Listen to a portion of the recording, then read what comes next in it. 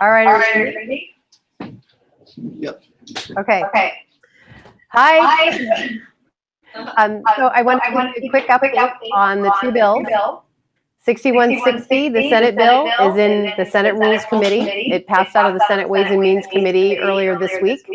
The House Bill 2895 is now also in the Rules Committee, passed out of the House Appropriations Committee earlier this week.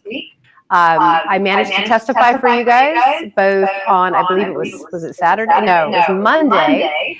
And also that was in House Appropriations, and I testified last week in Judiciary and gave the committees your letter, and then also testified in Senate Ways and Means last week and gave the committee your letter, which was very well received, and all of the legislators appreciated hearing your voice on these bills.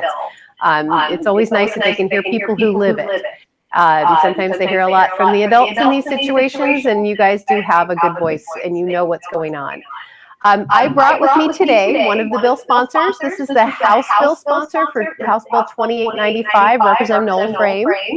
And I will let her introduce herself to you and kind of tell you where she comes from, and then maybe you guys have some questions for her as well.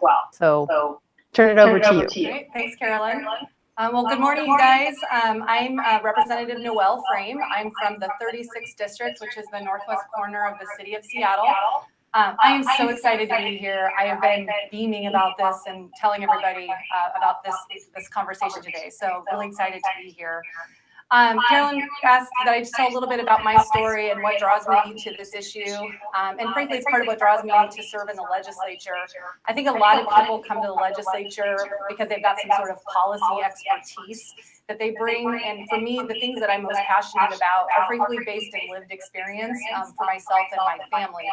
I come from a family that has struggled with intergenerational abuse, poverty, mental illness, incarceration, drug addiction, alcoholism, and have really seen how that's played out in many ways.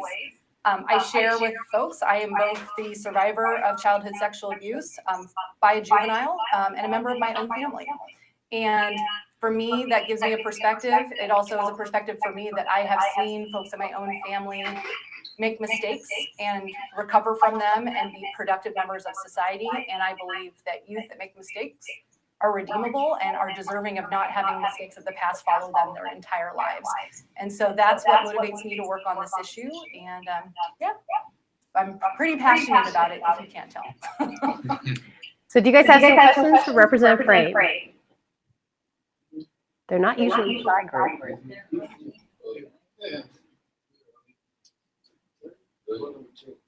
All right. Hi, my name is Ali Mondo. And I would like to ask you. Can you bring the microphone closer to you? It's kind of hard. Thank you. Hi, my name is Ali Mondo, and I would like to ask you, what made you decide to sponsor these particular bills? Great question.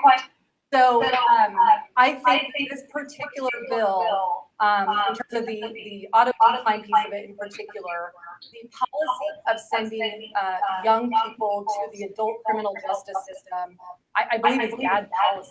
So the auto decline piece of this, that when you're 16 or 17 and you commit, particularly robbery one seems to be a big driver, that you are automatically sent to the adult prison system, adult court system, and oftentimes prison system, without a reflection of the youth's personal circumstances, mitigating circumstances in the crime. That makes no sense to me. And frankly, as we started to look at the data, there's a few things that are really important to me. One, of all of the young adults, youth that are adjudicated in adult court, so minors that are adjudicated as adults, 70% of them are people of color. That is a massive racial equity issue that we should be addressing. Second, from a public safety standpoint, young adults that are serving in DOC rather than being kept in the juvenile system have higher recidivism rate than youth that are kept in juvenile and are rehabilitated and given those programs. So it's a good public safety bill too, because we are going to reduce the amount of crime that folks commit once they get out of the system. So to me, those are two major drivers for why I wanted to support this bill. Great question.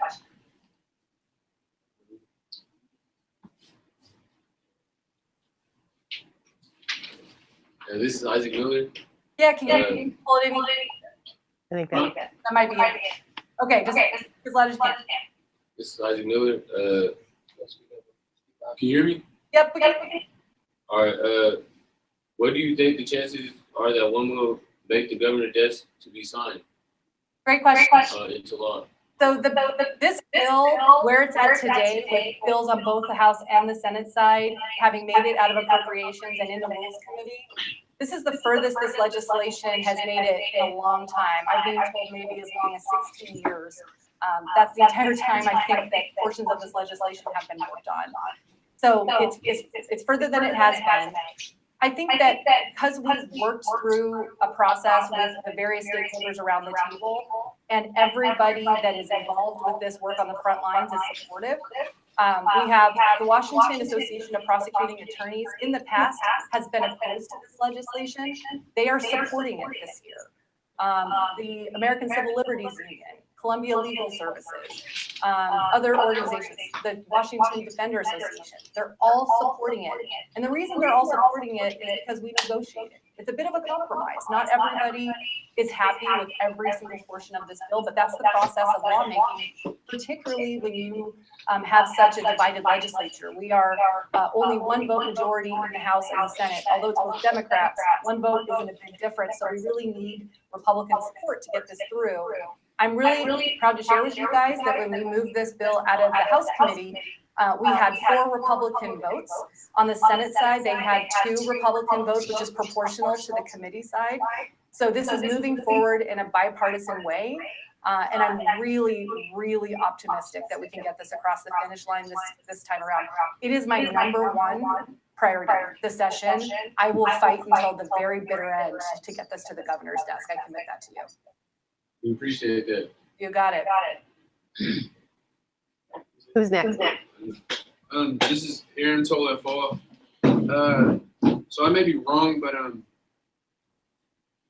think I heard someone say that when this bill is passed into a law, it wouldn't come into effect. And I'm asking if you can clarify it for me. So if the bill was signed into a law, it wouldn't come into effect until like DSHS and like the JRA facilities will be able to house 25 or 25 and under. Would that be correct? No, not correct. So the law will go into effect when we say it goes into effect. And there's typically what happens if we don't specify, it tends to go into effect 90 days after the end of the legislative session or when it's signed into law. The other thing that we can do in some cases is put on what's called an emergency clause, which makes it effective immediately. We do not have that in place today. There's not an emergency clause on the bill, and I'm not sure that we're going to ask for it, but it will not be contingent upon DSHS having the facilities. We think that the time frame, it's going to be a slow build. So this isn't going to be a bunch of youth are going to be coming in immediately. Based on the Forecast Council, it's going to be a slow build, so DSHS is going to have time to adjust. I think, ultimately we may need some capital investments as the time goes on and more folks are brought into the juvenile system, but that's a ways off. So it would go into effect pretty quick. And I should mention, we're talking about My Bill 2895. There is another bill, 2907, that is complementary to my bill that deals with youth that are adjudicated as adults but are housed at JRA that now only stay till they're 21.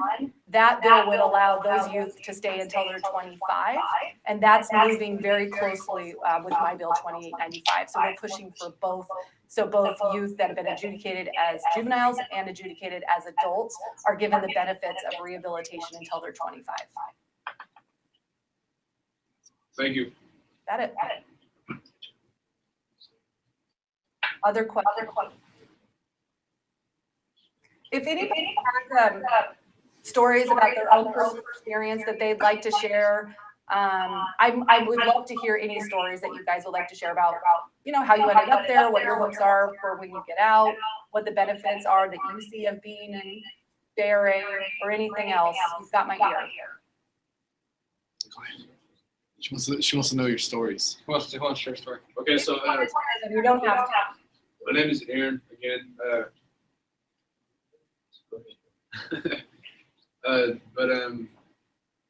So for me, I first got incarcerated when I was 15 for what I'm in here for now. And so I was pretty much denied my rights to speedy trial because the judge had agreed to motion my court date to be pushed back so they can have another court date before that to decline me or have a decline here. And so I was given 21 years, but at my decline hearing or declination hearing, they had said the whole argument was pretty much about how much time I would serve as a juvenile and how much time I would serve as DOC. And so the judge had obviously agreed to decline me, and part of his reasons were because he felt that keeping me until 21 wouldn't be enough time. And so I feel like keeping me till 25 would, definitely be enough time. I've pretty much changed before I even hit 21. So for this bill to pass, I think it would be great because when you're 15 or 16 years old and 4 years later, you're 20 years old, you're a whole different person. You're thinking way differently than you were. And especially if you're incarcerated, you're in a whole different environment and you're not really exposed to much of the temptations you would be exposed while you're out. But having that experience to not be exposed to that stuff, you kind of think about what you were exposed to and how you would react once you get out and become exposed to those type of situations again. Yep. Your situation, what you just said there about the prosecutors had you declined because they didn't feel like 21 was enough time. That is exactly how we drew up this bill to respond to your type of case specifically. The reason that the prosecutors are supporting this bill is because they said, if you want us to roll back the decline, we got to have, the potential to have these kids longer because some of them need more time. And so what the deal was, and this is what I said before about how we got all the stakeholders to agree. They're not all 100% happy, but they're all supporting it. The prosecutor said, if you can extend jurisdiction from 21 to 25, so we know we can keep them a little bit longer and focus on rehabilitation a little bit longer, we'll stop declining them to the adult system. So that is exactly the deal that we have struck so that moving forward, youth like you in your situation won't be charged as adults, but instead be charged as juveniles and stay in the facility as late as 25, but not necessarily until they're 25. So thank you for sharing your story. You illustrated perfectly what this legislation is about. And that is an interesting way to look at it. For the prosecutors, going to age 25 means a little more time. But the brain science also says that gives you, as your individuals and what's happening with you guys and the learning you need to go through, a little more time as well. Absolutely, and I think one of the really cool things that I've learned in this process that's different in JRA than DOC, Department of Corrections, is that JRA has discretion to say, you know what, this young person is rehabilitated, they have learned, they are ready to leave, and can release you sooner than what was projected as the end of your sentence. That's a really awesome model that recognizes the hard work that you guys are doing individually to learn from those mistakes and grow as people. So I think that's just an extra argument why it's so important that we keep you guys in juvenile jurisdiction rather than adult jurisdiction. Thank you. Thank you. Any other questions, sharing? So I can pretty much speak for everyone in this room who was sentenced as an adult, because I think does anybody here not sentenced as an adult? Actually, everybody in here, what? the room was sentenced as an adult. The whole room. Hey, raise your hand if you're sentenced as adults. Everybody. Wow. Wow. And Disgusting. all of us were under the age of 18, so obviously it's because we're here. But it's just I got arrested when I was 16, And like you said, you know, the prosecutor didn't feel like they would have enough time to rehabilitate me. So they gave me juvenile life on one of my charges. And then in order for me to get that, they said that I'd have to go to DOC. But like you said, the recidivism rate doubles as soon as you hit the state penitentiary. So it's just, I don't understand why, you know, they want us to be rehabilitated, but then they're going to ship us off, you know? Yep. Which is why, like, we're really fighting for this bill to get passed. You're right. I mean, these laws were passed in the late 90s in an era of tough on crime as a political message, a lot of gang activity. And, you know, quite frankly, voters and often legislators are very emotional decision makers. And what we are trying to do is counter that emotion about being tough on crime. We're trying to counter that with data. Data about brain development, as Carolyn mentioned. Data on recidivism in public safety. And it's working. It's definitely working, and we're going to keep on educating our colleagues about why this is better policy, and we should be rolling back bad policy decisions of 20 years ago, because we have 20 years worth of data to demonstrate it doesn't work. And we have a model in Oregon. Oregon has been doing this, having youth under juvenile jurisdiction or under juvenile housing until age 25. They've been doing that since the late 90s. So we've got a model to point to, and they are showing better rehabilitative outcomes and reduced recidivism in Oregon, and we can draw on that experience to make our case. And we are. So you're exactly right. You're exactly right.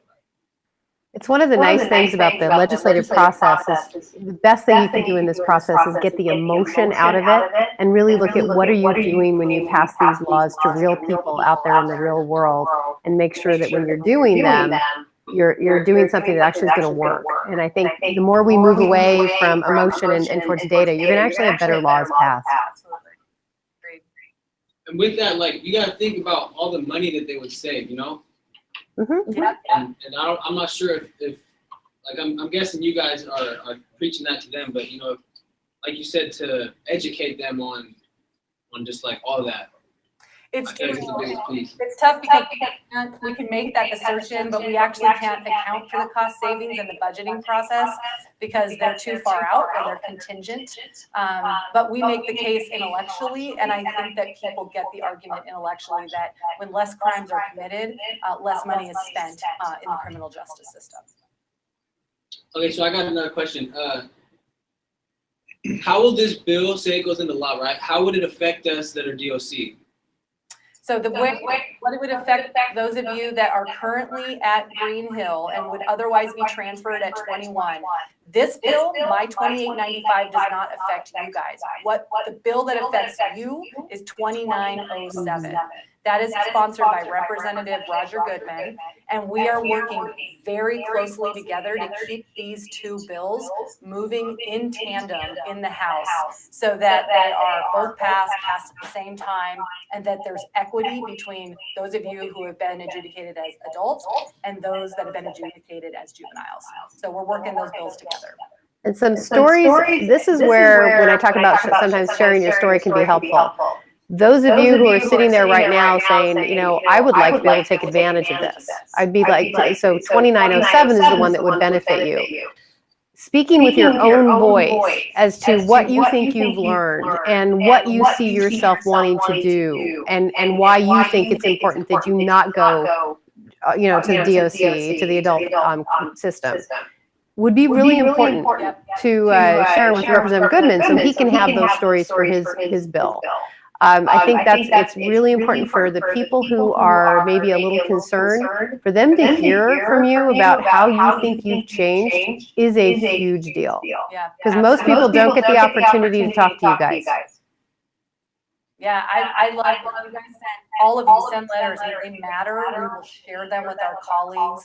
If every one of you wanted to send your own individual letter telling your story, how you've changed, how you've benefited from the rehabilitative services at Green Hill. I know a lot of folks just don't understand what's there. I've heard about the auto body shop and other kind of trade-oriented programs so that you guys are going to come out of there with the skills and the ability to get a job. That's the kind of stuff that I think my colleagues want to hear. So whatever you guys want to do in terms of writing letters, Carolyn, if you get them to Carolyn, Yeah. she'll get them to me, and we'll get them out to the folks who are casting those votes. Perfect. Any other questions? So what obstacles do you see this bill, or what do you see that might stop this bill? I think the big obstacles are that emotional piece, that fear. And I will tell you that the current stumbling block, and I think I'm going to be able to overcome it, is our colleagues have some concerns about 25-year-olds being housed with little kids, Yeah. right? Like, how are you going to have 25-year-olds and 9-year-olds in the same system? And we explained to them that that's not how it works today, that we have different campuses and different programs where youth of different ages and different situations are evaluated and separated out accordingly. And I think they want some assurances that if a young adult, and I'm going to try to keep it focused on just this new population, 22, 23, 20, or 21, 22, 23, 24. If they are aggressive, if they hurt other folks at JRA, that there is some accountability mechanism. As it stands today, from what I understand from the Rehabilitation Administration, is today, like for all you guys, if you guys were to go assault somebody on campus and you were problematic, they could transfer you to DOC early. That is what I understand is current policy.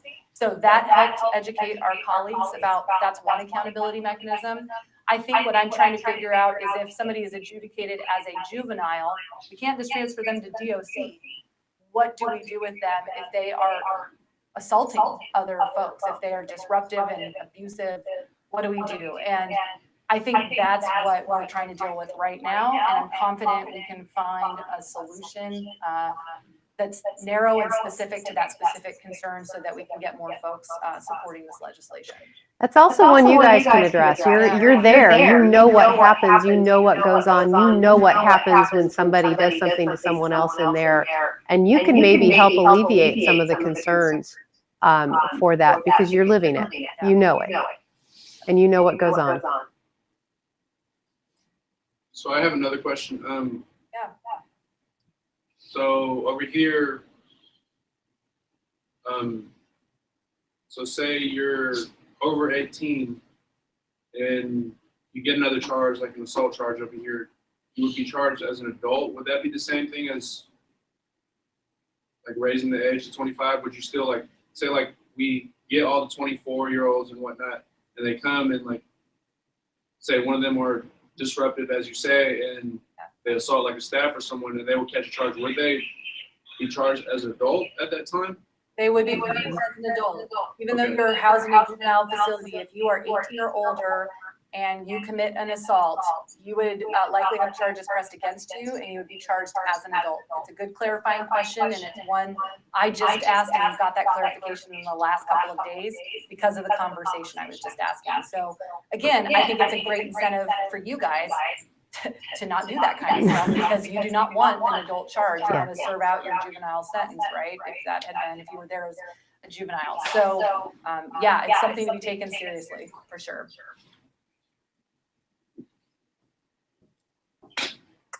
Any other questions? Well, I'll just make a closing statement. I hope you guys know, well, you probably don't, but I'm saying now. It is a privilege to serve in this position. And, you know, when I ran for this office, one of the things that I said is I wanted to be a voice for folks who otherwise don't have a voice. I wanted to help provide a seat at the table for folks that often don't. You know, I thought I was sort of unique in the family circumstances that I came from when I came here. And I will tell you, as I tell my story about the challenges of my own family and what I have survived and folks around me, it's not that unique. There's actually a lot of people in the legislature who have experienced tremendous trauma. And some of us are comfortable telling those stories and some are not. But we are reducing the stigma around that. We're opening up the conversation. I know that having talked to you guys, like been in a setting where we've had folks from Green Hill tell us their stories before, I know a lot of you guys experienced a lot of trauma. And frankly, I think that is a lot of context for how you ended up in there. And so just know that there are folks like me, and I'm not the only one, who get it. We're fighting. We're trying to undo bad policies of 20 years ago. And I really look forward to meeting you guys in person. I'm going to get down to Green Hill after session. I've been meaning to do it. I'd love to come down and meet you guys, and hopefully we'll have something really huge to celebrate. So thanks for what you're doing already to support the legislation, and keep fighting, and we'll keep you posted on how the legislation's going, okay? All right, thank you. All right. Thank you. Thanks, you Thanks, guys. guys. Have a good day. Bye. Bye.